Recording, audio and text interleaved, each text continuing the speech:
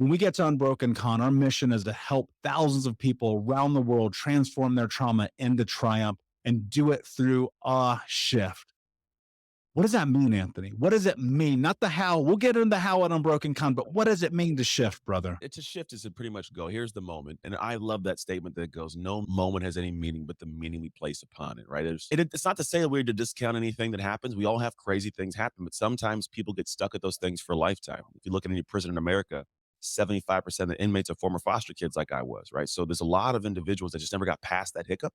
So when I think of the awe shift aspect, it's one, it's can I shift my perspective of how I saw the moment and then shift my response to it. The shifting of a response changes the life over time. And so those moments I call awe shift moments, awe shift good and awe shift bad. And I essentially have to go in this awe shift moment, like, oh, I didn't expect it to happen. What was the meaning I gave to it? What was my response? And when you can control that intentionally, you can control your life. Yeah. And that's one of the things I think people get lost on so frequently. They're like, I don't think I can. It's not Yeah. for me. It must be for somebody else. Look at all the things that have happened to me. Bro, you know my story. So many of the Unbroken Nation do. I was homeless as a kid, drug addict at 12, massively abusive parents, didn't graduate high school, hit rock bottom at 26, and yet here we are. And the thing that I think that people who have found success in their life have in common is just this willingness to bet on ourselves.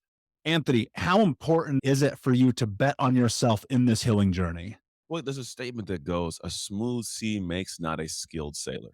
And I actually have a painting that says that right on my wall because I love the statement. I look at my childhood and the craziness and I go, man, all that stuff needed to happen for me to be who I am. So all these moments that were taking place were gifts in a weird way.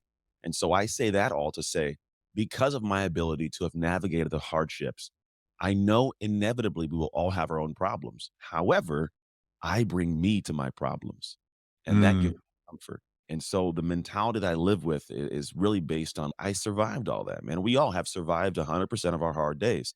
So if you can think about that and go, okay, what did I navigate? What did I bring as tools? What did I learn? Then when you inevitably face the challenges life will present to us, it's okay because you bring you to those problems. So find solace in that.